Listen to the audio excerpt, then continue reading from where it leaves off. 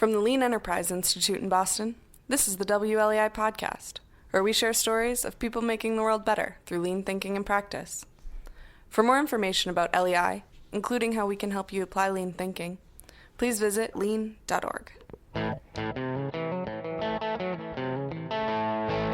Welcome to the WLEI podcast. I'm your host, Matt Savis, and in this episode of The Design Brief, we sit down with Jay Hill, the Vice President of Advanced Technology at GE Healthcare, to explore the company's innovative approach to healthcare technology. If you've ever had an MRI, a CT scan, or an ultrasound, then you've likely interacted with a GE Healthcare product.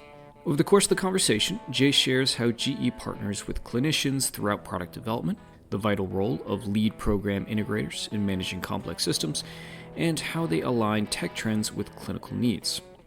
And naturally, we get into groundbreaking AI applications in healthcare and Jay's advice for future clinicians on how to succeed in a increasingly tech-driven healthcare space. Now, let's jump into the conversation. Hi, Jay. Thanks for joining me here on the podcast. Morning, Matt. So we always just start off with some introductions to give our audience a sense of who we're talking to. So if you could just offer an introduction to yourself and your role at GE Healthcare. Yeah, great. Thanks, Matt. And I'm happy to be here. So my name is Jay Hill. I'm the Vice President of Advanced Technology at GE Healthcare. I am I'm an electrical engineer by training, and I've been in product engineering, product development my entire career. I'm coming up on 35 years with different GE businesses, and about a third of that has been with GE Healthcare. So I'm excited to talk about some of the things that we've been doing and maybe how that might relate to the Lean Enterprise Institute's work. And, GE Healthcare is probably the largest player in the healthcare technology space, but people may not be familiar with some of the technology they may have even interacted with as patients. So could you just offer us a sense of what GE Healthcare produces, what their products Absolutely. Happy to. We're one of the largest medical equipment manufacturers in the world. We spun out of the General Electric company a year and 10 months ago, January of 2023. So we've been around 80 years or so. We provide a lot of the technology that's used to diagnose patients, to monitor them through their treatment pathway, as well as to monitor their conditions or their health conditions while they're admitted into a hospital. We are known for MR, magnetic resonance imaging, CT, computed tomography, PET and SPECT molecular imaging products, and pretty much anything related to X-ray and ultrasound, as well as a pretty substantial business in patient care systems, whether it's incubators and warmers and monitoring for infants, or bedside monitors for different patient conditions, anesthesia and respiratory care. And we have a large and growing business in the pharmaceutical diagnostics world, which is contrast agents that are used for some of the more challenging imaging problems in the world. We have 50,000 some employees, and we do business in 160 locations or countries in the world. Our historical home is right here in Waukesha, Wisconsin, which is roughly where I'm speaking from. But we have engineering and manufacturing locations in many countries around the world. Incredible. So you just went through a lot of pretty impressive technology and products that GE Healthcare is responsible for.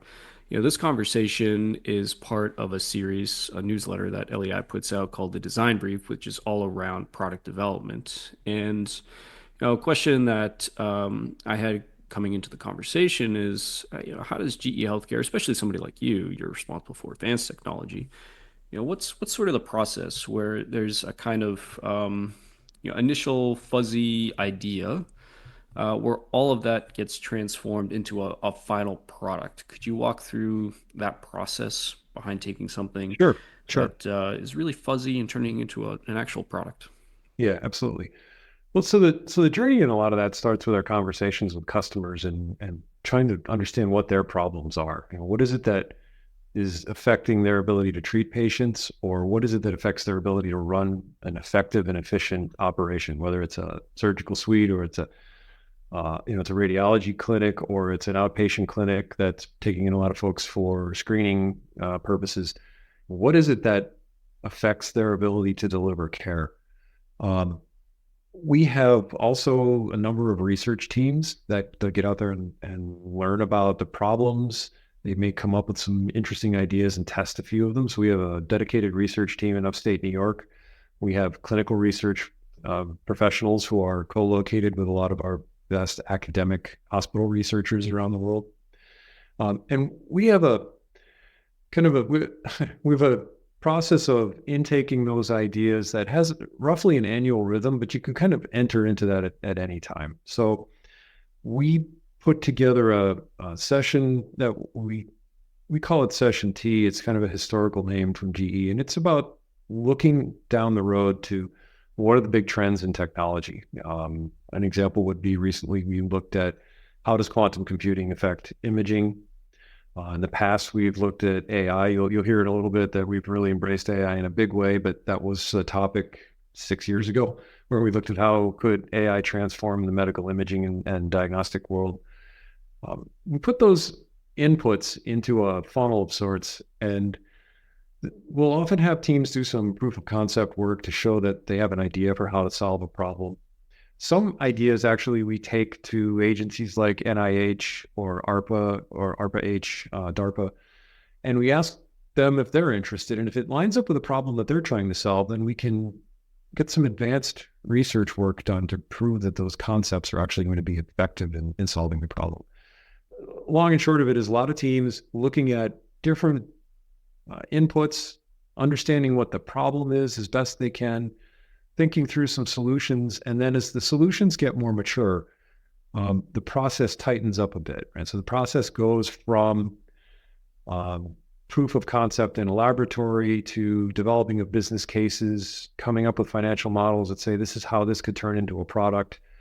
And then we have an annual funding rhythm where we look at what the next set of products need to be. It starts with a product roadmap exercise. All of our product teams go into a room and they look at from every sub-segment up through the segments, what is it that we need to be able to solve those problems for our customers in the future, and what developments are required for that.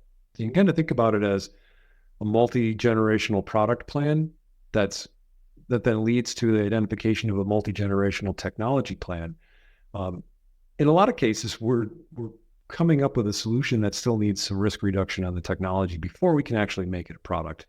So we identify those as early as we can.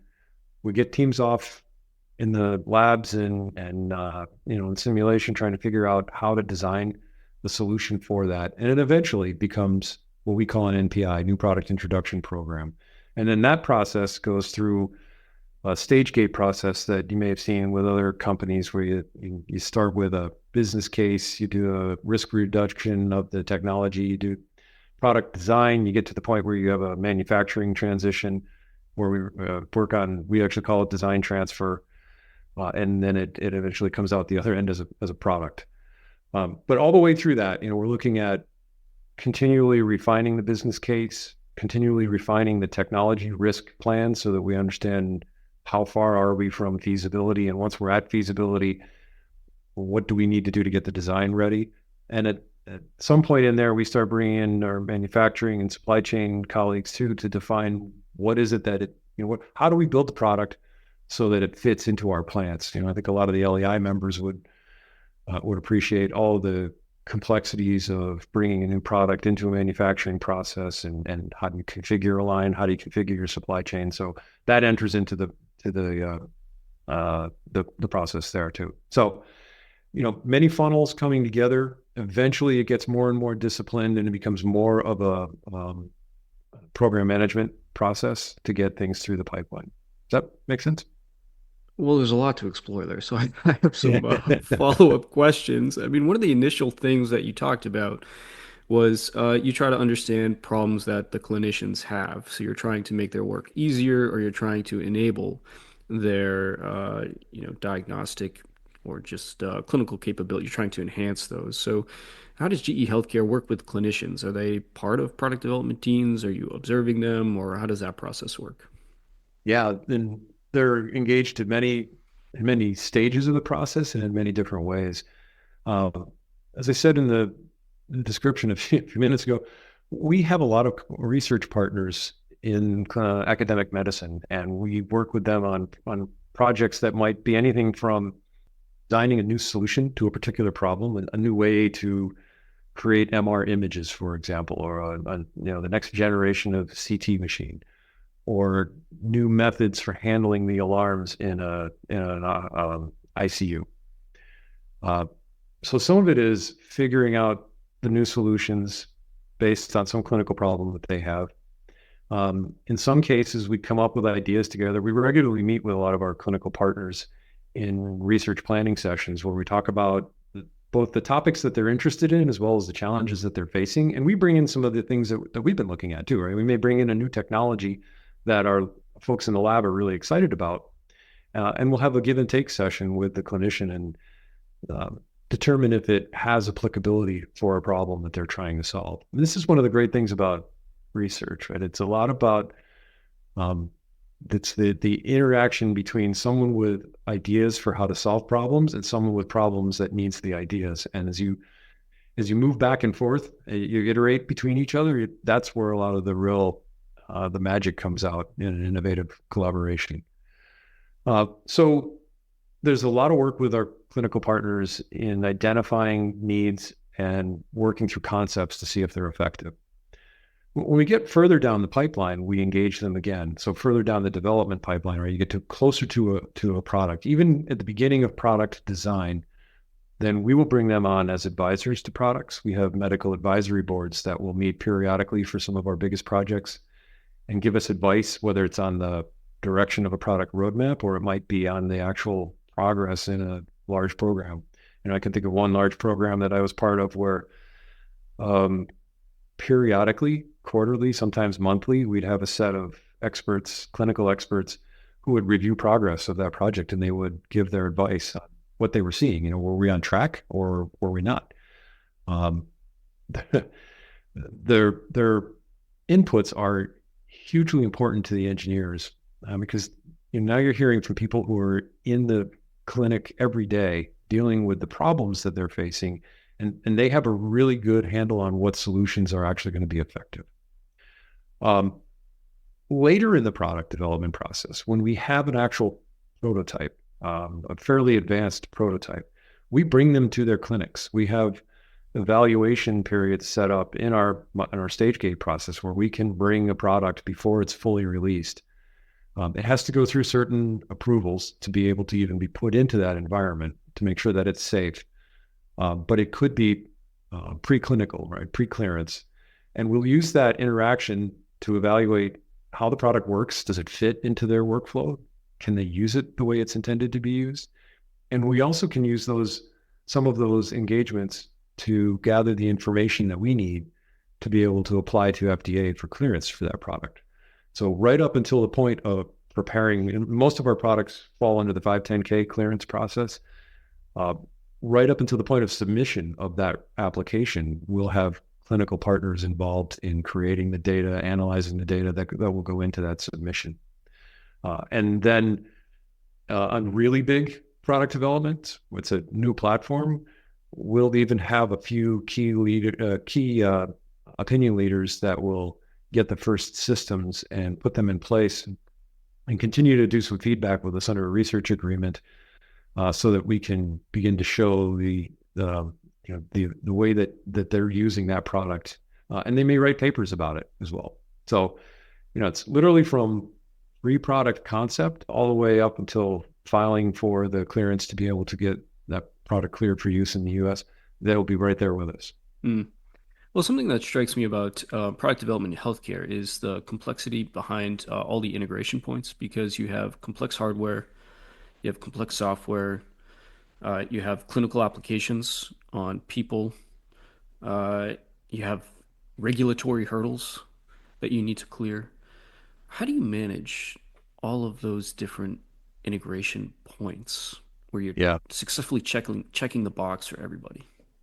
Yeah, it's one of the reasons why the stage gate processes still exist in the healthcare world. We do a lot of work with agile software development, but an overall hardware software system program still has a lot of the hallmarks of stage gate processes. And that's because we can pull together the right cross-functional teams, the right checklists, the right control points, and monitor our progress to make sure that we're catching all of those aspects of the program as we work our way through the development pipeline.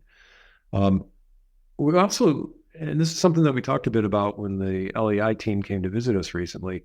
There's a special role in any NPI in our NPI is a product development project in our shop.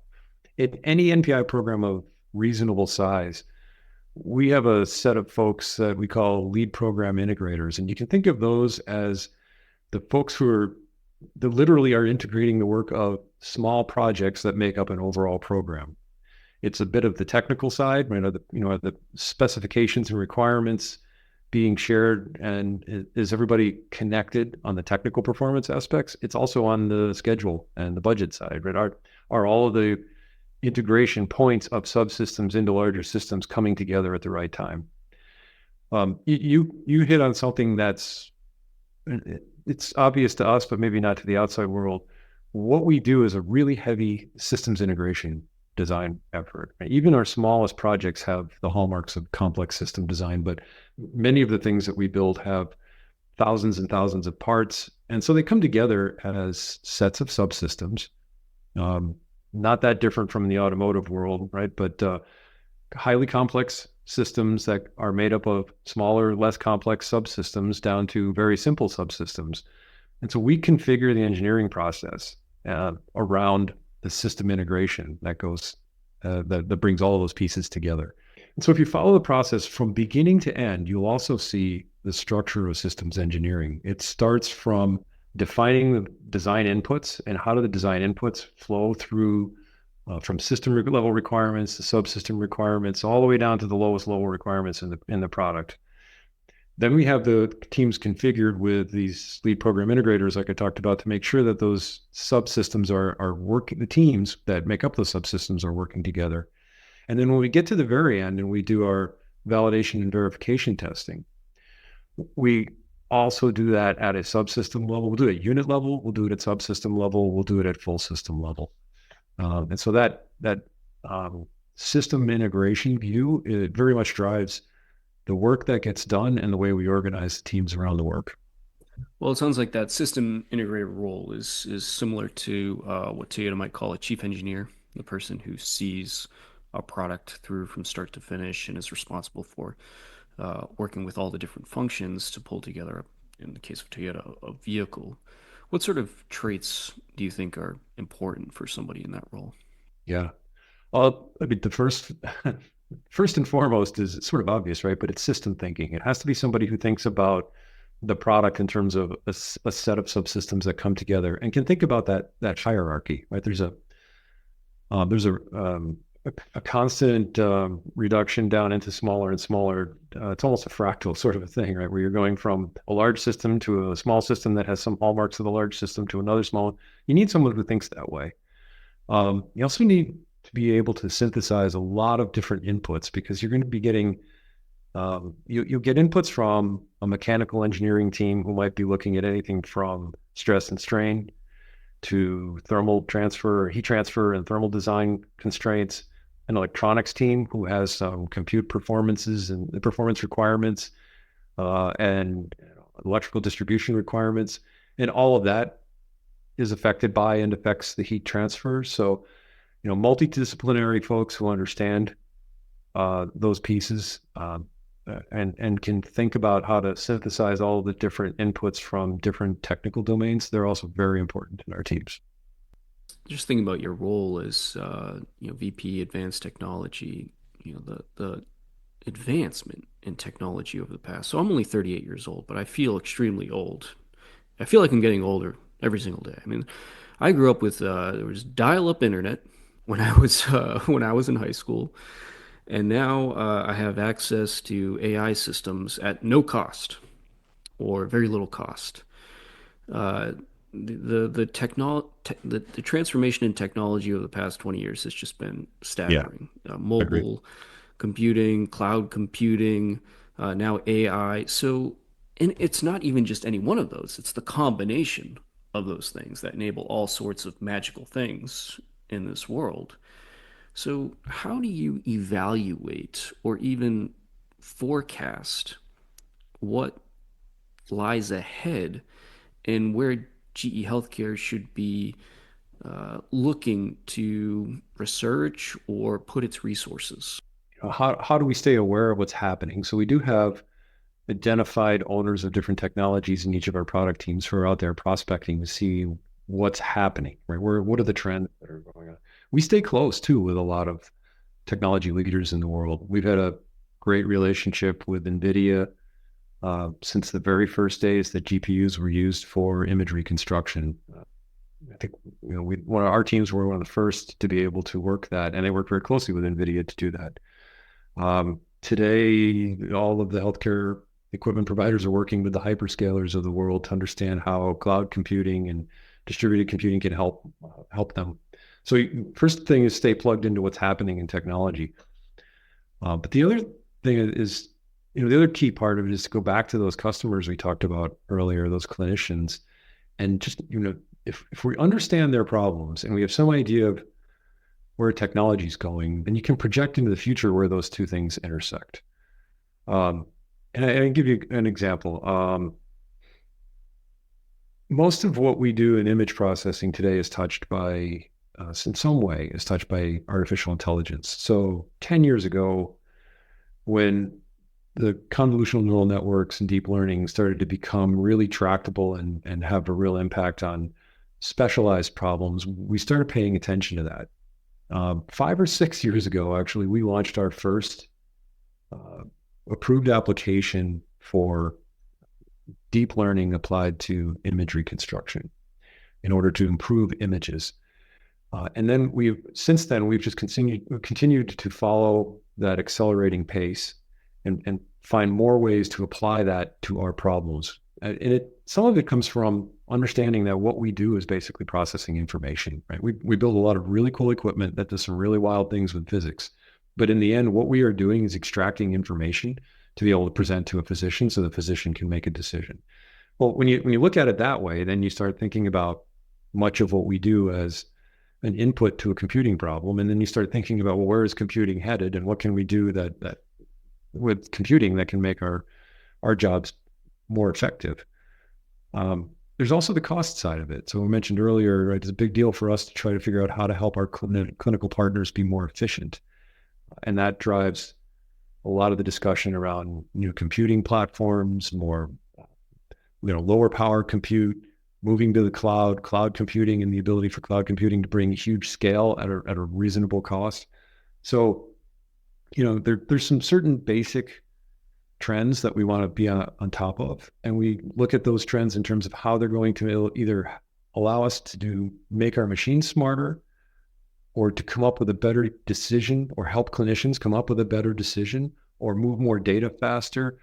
And they're all sort of the trends that we know that our industry needs. And that's really pushed a lot of our thinking.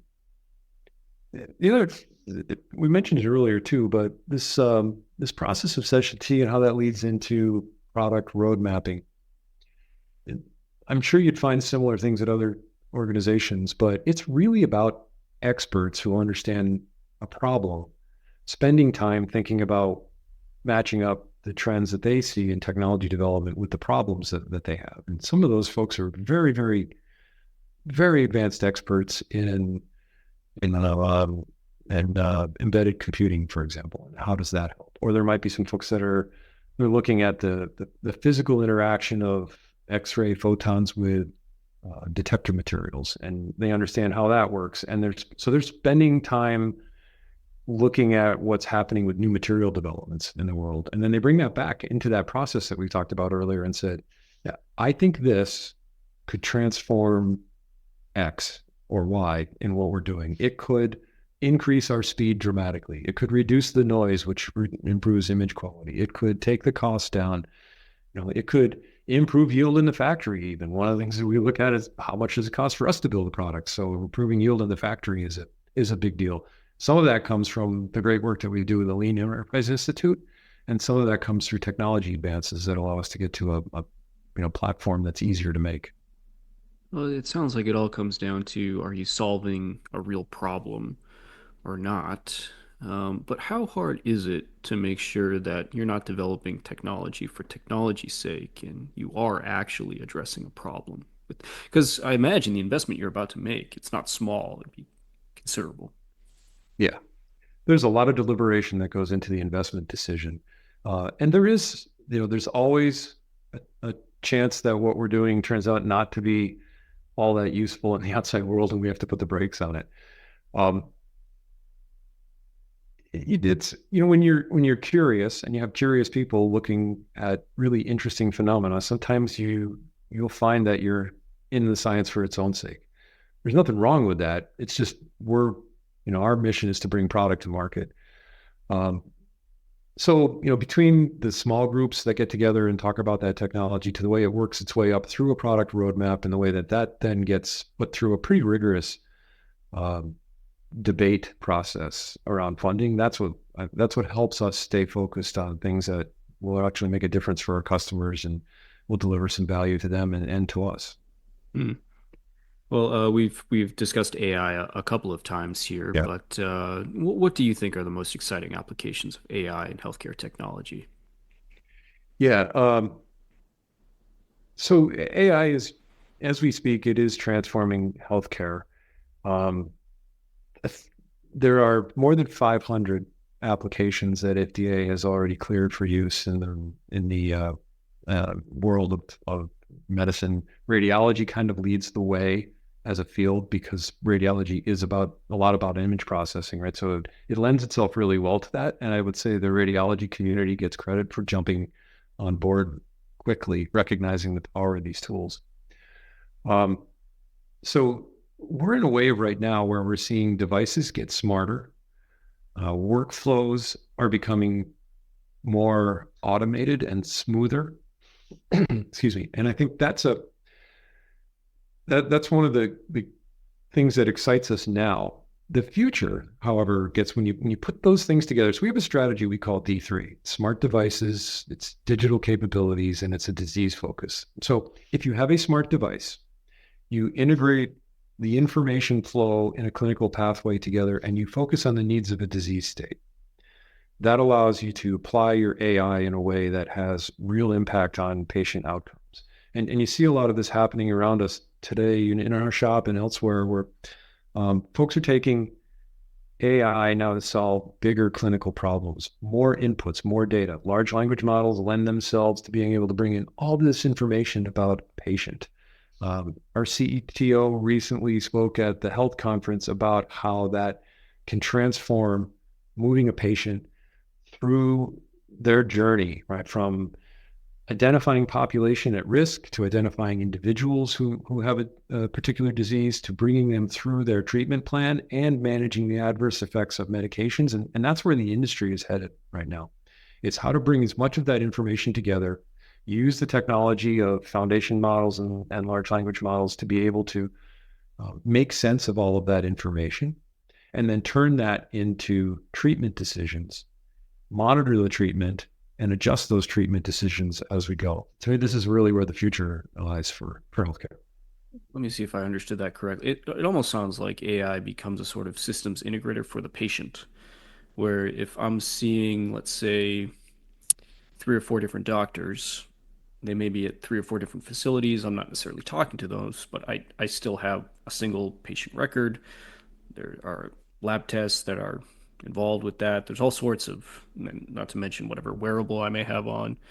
Is that what you're talking about there, where there's a thing to process all of that data so that it's helping me through a clinical pathway versus trying to steer myself through this complex navigation of different doctors and treatments? I think so. I would say that it's about helping the doctor help the patient through that workflow. We don't see a world without the clinician involved here. And I don't personally see that either. But your point about system integrator is a good one. They're bringing what we see is bringing together information from so many diverse and disconnected sources today that they're bringing them together, making them connected, and then making sense of that information. And it might be one thing, it might be many things, or there may be many models that a person engages with in their lifetime journey through healthcare. But I think you're right in that it's about bringing information together, integrating that information to create some insights that were very difficult to get to before. I still think they're going to be insights that will be brought together under the auspices of a clinical expert. GP or somebody, yeah. Yeah, exactly. Or a specialist. But yes, I think that's the case. You mentioned wearables too, and I think that's an interesting point. We see this push. It used to be you go to a hospital to get treated, or you might go to your GP, and then you go to a hospital to be treated. Now we see more and more things being pushed out to outpatient clinics. As care gets better and more effective, the need for inpatient stays, it becomes focused on a few really serious conditions, and most conditions can be pushed into ambulatory surgery centers or outpatient centers. And while that's happening, there's a whole other wave of things, monitoring activities, care insights that are happening farther out on the edge. And so wearables are becoming part of that. There are some devices that they're not wearable necessarily, but they're portable. So you've seen, for example, devices that can be used to measure heart rate and rhythm that can be connected to your phone and send a signal back into your clinician's office. iPhones are getting a lot of credit these days for being able to at least provide some inputs on different conditions. So, or Apple Watches, sorry, your Apple Watch, your electronic device, your Fitbit, personal information coming through those, even the Aura Ring someday. Maybe you'll see some health indicators coming through there. That's all real, right? It's all sensor information that's being pushed out to the edge.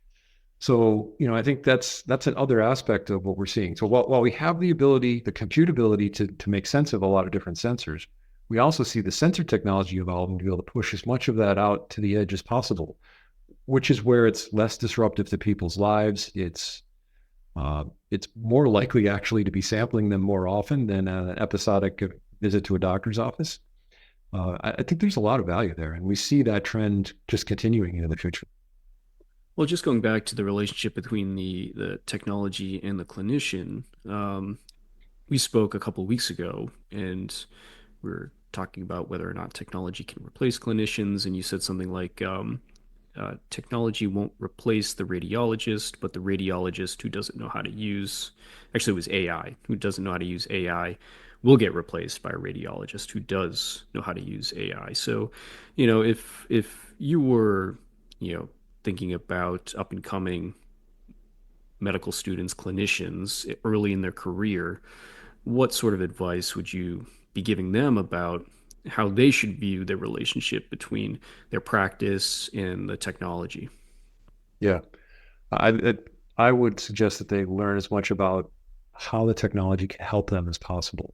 That's a little different than becoming an expert necessarily in, building large convolutional neural networks or learning how to train large language models, but understand it enough that you can have a conversation with the experts who do it, but then learn about how it affects what you're doing in your practice.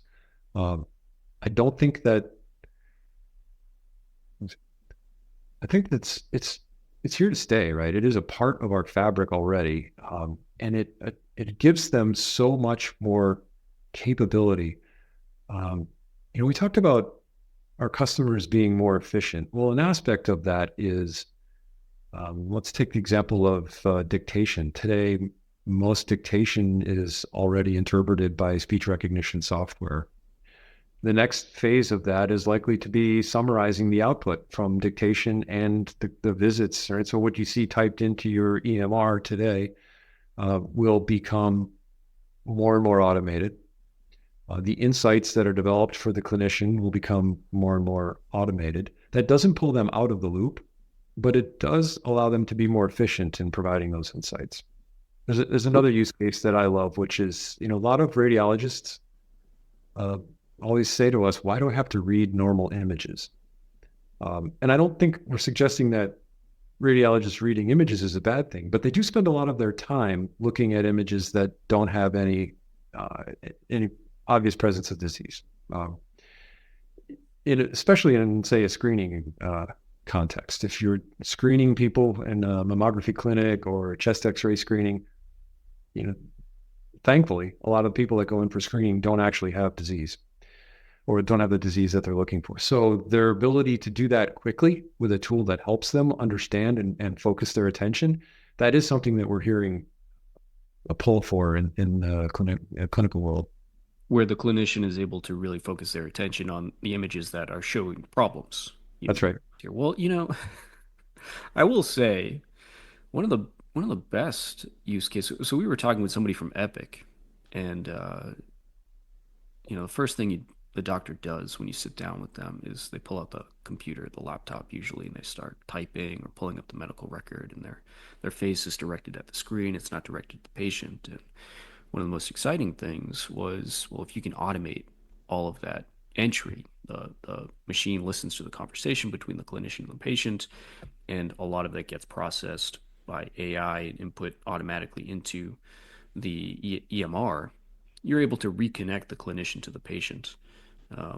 That seemed exciting to me, where finally, you free these people from, people don't become doctors so that they can type into an EMR. They become doctors because they want to engage with and help people. I agree. So maybe a last question here. Again, I'm kind of going into the forecasting the future, but I can't help myself. What do you see as, what's the, say, 5 or 10-year horizon for healthcare technology? Where is GE Healthcare really thinking all of this could go? And what do you see as, I guess, where do you see the most exciting opportunities? Yeah. So I see a few things here that we touched on a few of them, right? I do think we'll see more healthcare being pushed out to meet patients where they live, monitoring them, in their daily lives. It helps fill in some holes in access to data that clinicians have today. And I think it's less intrusive into folks' lives if they can be monitored where they are when they're active. Related to that, this gets to some work that we've been looking at lately. I think underserved populations will become better served. I like to say that cost is access. So as we use these tools to bring costs down, we make healthcare accessible to more people. There's also in the US has this issue, there's a huge underserved rural population in small communities. You've heard about clinics closing, labor delivery wards closing. I think that everything that we've talked about here today, Matt, will help connect together those rural communities and connect them to the large academic centers where they can afford to have the specialists. And small amount of specialist consultation time can have a large impact for a patient. I think we're also going to see a world where, we saw this in the pandemic and it lasted afterwards. The shortage of healthcare professionals is a chronic problem, right? Some of that gets to a shortage of personnel trained with specific skills. And I think the more that we can automate the routine things, the more that we can automate measurements. Our ultrasound team has done a great job automating the measurements for a sonographer. That opens up the workforce to more folks who may not have quite as deep a set of credentials. And I think that's a good opportunity as well for the future. And then, there's a huge, I want to talk about a couple of clinical areas in a second, but I think these AI tools are going to allow us to see through the noise that clinicians have to deal with and get to better decision-making faster. They're going to be able to better make connections. The regression model on different diseases is going to converge on something that's much more definitive for them. And yet still, hopefully it will still be resilient to individual changes. So I think we'll see a better diagnostic and treatment path for many diseases coming up. I want to put a plug in too, because we are on the cusp right now of a few big changes that I think will change some diseases very much. So about lecanemab and donanemab and some of the Alzheimer's therapies that have been released, and there will be more of those coming. That's a huge step forward for some diseases that create a huge burden on families and individuals and huge burden on society. And we're plugged into how do we better measure the effectiveness of those treatments, and how some of the tools that you and I talked about already, how do we use those to monitor the progress of patients, give the clinician the tools to adjust dose for medications.